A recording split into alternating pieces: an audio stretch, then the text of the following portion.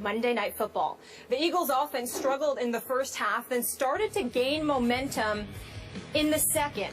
Looking like that highly touted offense many of us expected, but the Eagles missed a chance to go ahead when they missed a field goal with 2:27 to go. Then Ricardo Allen's interception sealed the win with 1:11 remaining, and the Falcons came back to beat the Eagles 26-24 after squandering a 17-point halftime lead, giving Dan Quinn an upset victory in his first game as Falcons coach. I want to mention Julio Jones owned the Eagles secondary all night, 141 yards receiving and 2 TDs. Really quickly, we have to also mention here, Sam Bradford, in his first regular season game in nearly 2 years, was 36 of 52 for 336 yards. But Philadelphia's running game, guys, really struggled. Skip, are the Eagles overrated? Stephen A. Smith, I can only speak for myself here. I think I overrated them a little bit off the sensational preseason that they had in all 4 games. I was watching all 4 games because I was mostly waiting to see how that guy, that Tebow guy, would do. But I did watch all 4 of their exhibition games, and they looked like they were going to beat the world. They looked like world beaters under Chip Kelly, and he looked like a genius. Last night, they didn't look quite as explosive as I thought they were going to be when the games counted. And they looked a little, if I may say, less improved on defense, a little more vulnerable on defense than I thought. So I'm sticking with what I thought, that they will be a wild card team and that they will finish second to my Cowboys in the NFC East. But as a Cowboy fan, if I may qualify or disqualify myself, I'm not quite as concerned about Chip Kelly's Eagles as I was before last night. They do have a big kicker issue with Cody Parkey, and he missed the crucial one late. And I think they're going to have to fix that sooner than later. So that's going to linger over this franchise. And Molly mentioned it. Julio Jones just went off last night. Byron Maxwell had a man-to-man a lot. There's no shame there. Julio's going to do that to a lot of players. So I'm not going to hold that against a Byron Maxwell, who will not have to face a Julio Jones when my Cowboys visit Philadelphia this Sunday afternoon, because obviously there's going to be no Dez Bryant. But Sam Bradford, Molly mentioned, I think we saw again my issues with Sam Bradford. When you don't protect him among franchise quarterbacks, he will fade and fold under pressure, maybe worst of all, worst of any of them. And in the first half, Atlanta got consistent heat on Sam Bradford, and he was folding and ducking and rolling on the ground. He took some shots in the first half, and they struggled, and they trailed at halftime 20-3. I don't know what Chip Kelly said or did or fixed at halftime, but they look like a different football team. They look more like the offense I thought we would see in the second half, and Sam Bradford goes 21-25 for 219 in that second half with a touchdown. And obviously, Jordan Matthews muffed a pass that he should have caught. Listen, Jordan Matthews is a great kid from a great school, and he will be fine. He's going to have to grow through this, but that cost them in the end the chance to go win that game after they'd missed the field goal. Now, last point before I hand off to you. Speaking of handoffs, my man DeMarco Murray didn't get many of them. I think he started to find last night that money can't buy happiness, DeMarco, because you're not in Dallas anymore. They're not going to just line you up behind a big, bad offensive line and say, here's the ball, run north and south. Chip Kelly likes to trick people. He likes the east-west power sweeps. And DeMarco, what did he have, 8 carries for 9 yards, 4 catches for 11 yards? He'll never say anything publicly, but Stephen A., I think he saw the handwriting on his new locker room wall last night. He's not going to be nearly as big a part of this offense, featuring a Darren Sproles and a Ryan Matthews. And last night, 52 passes from Sam Bradford, in part because they fell behind.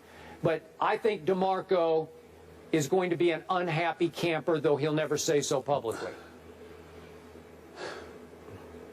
Well, he may be unhappy in terms of the number of carries he receives, but he ain't going to be unhappy with that paycheck he's getting, because it was more than the Dallas Cowboys were offering him. So I think he'll get over that. But well, again, that's not all you want, but that's certainly primarily what you want when you put your body on the line. So I'm not going to fault him for that. Let's be clear about something here.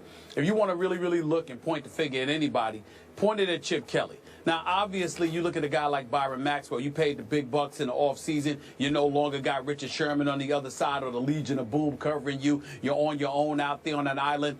Chip Kelly did absolutely nothing to help this brother. To put him in single coverage primarily most of the game against Julio Jones, I mean, that was like suicide, for crying out loud. He got schooled, particularly in the first half, 8 receptions, 97 yards. Julio Jones seemed absolutely unstoppable. The one catch he got in the second half was a 44-yarder that set up the game-winning field goal. That's definitely on Maxwell from a talent perspective because he didn't seem to be on Julio Jones' level. I mean, for crying out loud, there were times when I looked out there and I was wondering whether or not Bradley Fletcher was still playing for the Philadelphia Eagles instead of Byron Maxwell. So that's certainly on him. He gets the big bucks. You got to show up. Just like Julio Jones said in the aftermath of Atlanta's victory last night to our boys Ray Lewis and Chris Carter, you know, I expected him. Yeah, I guess you couldn't be surprised that he's in single coverage. He got paid all that money in the offseason. I guess they felt that that's what they could be able to do with him. We've learned otherwise. And you could sit there and summarily dismiss it, Skip, but the fact is, Des Bryant was supposed to be in that mix until he got hurt. You've got Victor Cruz and Odell Beckham Jr. in New York. You got Deshaun Jackson and Pierre Garçon in Washington. I'm not saying they're Julio Jones, outside of Des Bryant, of course, because he is. Outside of that, I'm not saying the rest of them are Julio Jones, but they are no scrubs. These boys can play.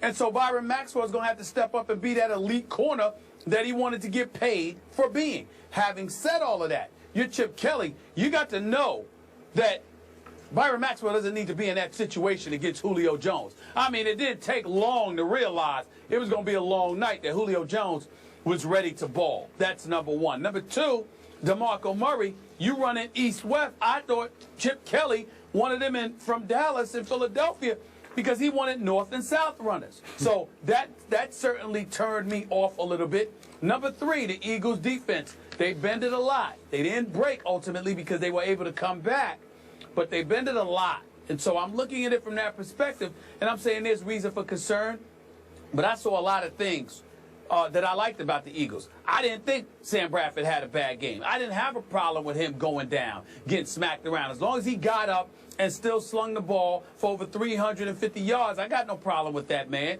Darren Sproles, he was balling. Jordan Matthews, despite that late drop, was balling. But let's also come back to Chip Kelly on this point. As much of a stud as Jordan Matthews is, he's still a second-year receiver.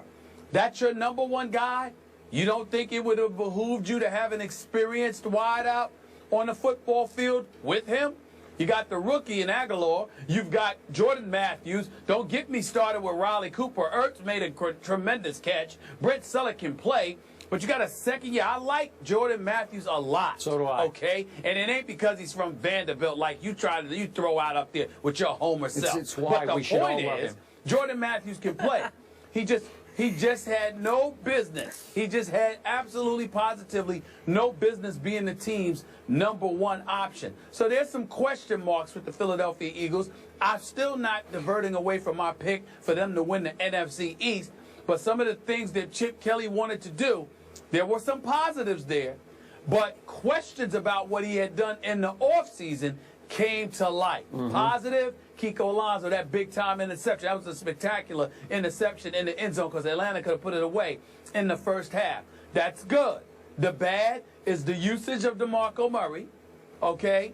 Jordan Matthews being your number one. I think Jeremy Maclin could have been somebody that stayed there, number two.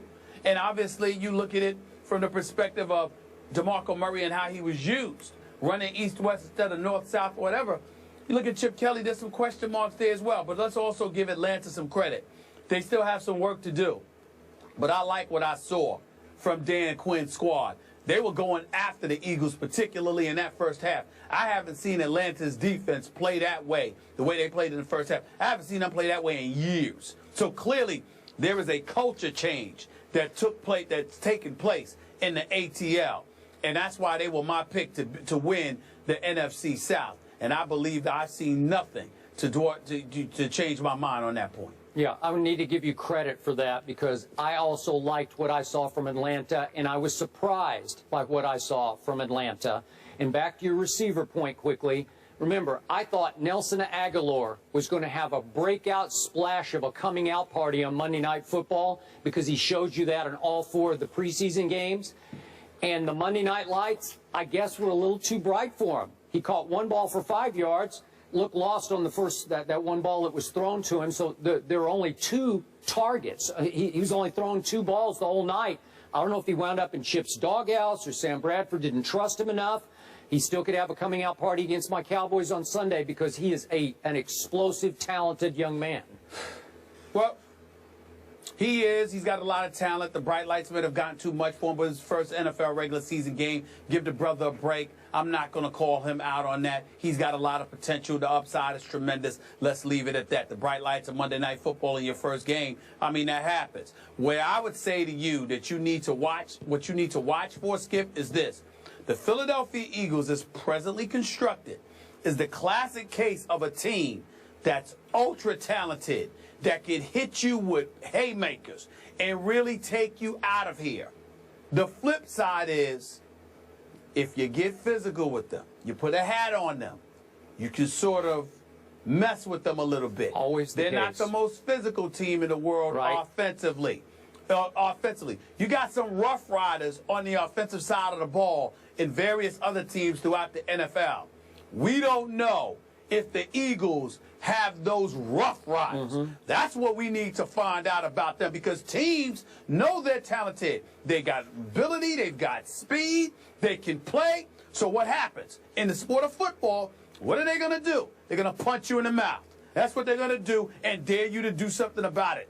That's what we need to see from the Eagles. We saw it in the second half, but you're going to see teams coming at them. It's going to be interesting to see how they respond to that challenge. The Eagles did give up 105 yards rushing, which did surprise me, which means my Cowboys, who I think still can run the football, might have just a glimmer of hope on Sunday. So, bottom line, are you saying Philly's a little overrated? No, I'm not saying that at all. Okay. I'm just saying that I picked them because of their skill set and what they could do. I'm just saying I saw an Achilles heel, and that is if you get physical with them and punch them in the mouth, it can make them take a step back. Let's see how much they take a punch. They better win. They better win Sunday, by the way. They just gotta almost win. have Must to win win. already. I agree. Must win. Yep. Congrats to the Falcons and right. Dan Quinn on a big win there. Good to see that team trending in the right direction. 4:25 Eastern, Eagles, Cowboys at Lincoln Financial. Must-see TV. Can't wait. Bart Scott voice. Skip.